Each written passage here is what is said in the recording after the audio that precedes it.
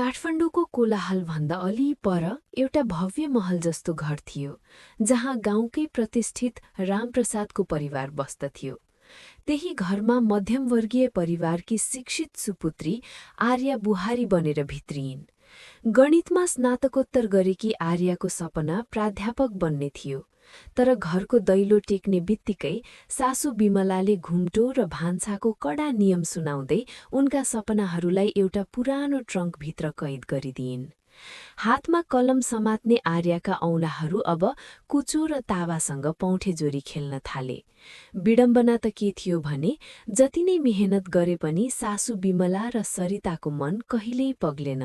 विवाहपछिको पहिलो दशैँमा आर्याका बुवा आमाले आफ्नो गच्छे अनुसार पठाएको कोसेली र साडीलाई कुकुर सुत्ने ठाउँमा ओछ्याउन पनि काम लाग्दैन भन्दै सरिताले सबैका अगाडि भुइँ पुस्ने टालो बनाउँदा आर्याको मुटु भक्कानिएर आयो। तर माइतीको सम्मानका लागि उनी चुपचाप आँसु पिउन बाध्य भइन्। आर्याको सौन्दर्य र भद्र स्वभाव सरिताका लागि आँखाको कसिङ्गर बनेको थियो। एक दिन घरको ठूलो पूजामा आर्याले घण्टौं लगाएर बनाएको स्वादिष्ट खीरमा सरिताले लुसुक्क आधा किलो नुन मिसाइदिइन्।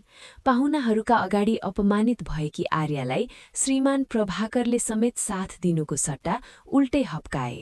त्यसपछिका दिनमा सासू बिमला कडा निमोनियाले थला पर्दा आर्याले 15 दिनसम्म नसुती उनको दिसा पिसाब सफा गरिन्। तर निको भएपछि बिमलाले त्यसलाई बुहारीको सामान्य कर्तव्य भन्दै उपेक्षा गरिन्। लाग्थ्यो आर्याको त्यागको त्यो घरमा कुनै मूल्य नै छैन। तर समयको चक्र यसरी घुम्यो कि एक दिन अदालतका मानिस र प्रहरी घरमै आइपुगे। ससुराले विश्वास गरेर आफ्नो साथी सुबोधलाई जग्गा धितो राखी व्यापारमा सघाउन हस्ताक्षर गरिदिएका रहेछन्।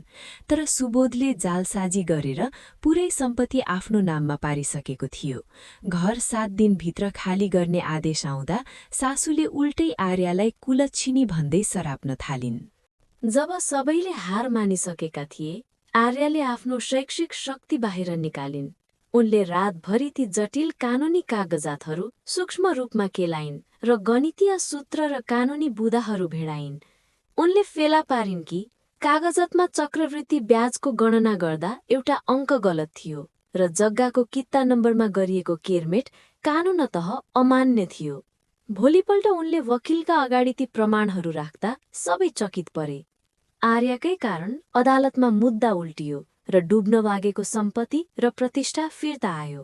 त्यस साँझ घरमा फेरि खीर पाक्यो, तर यसपालि सासू बिमलाले आफै आर्यालाई चाँदीको कचौरामा खीर पस्केर दिँदै माफी मागिन्। श्रीमान प्रभाकरले आर्याका किताबहरू ट्रङ्कबाट बाहिर निकाल्दै उनलाई कलेज जाने अनुमति मात्र दिएनन्, घरको खम्बाको रूपमा स्वीकार गरे। सम्पत्ति फिर्ता आएको केही महिनापछि प्राध्यापक बनेकी आर्याको ढोकामा उनै ठग सुबोध निकै बिरामी र दयनीय अवस्थामा आइपुगे। आफ्नी सानी छोरीको उपचारका लागि 1 पैसा नभएपछि उनी रुँदै आर्याको शरणमा आएका थिए। बिमला र सरिताले उनलाई लौरो लिएर लखेट्न खोज्दा आर्याले रोकिन् र आफ्नो पहिलो महिनाको तलबबाट सुबोधलाई मद्दत गरिन्।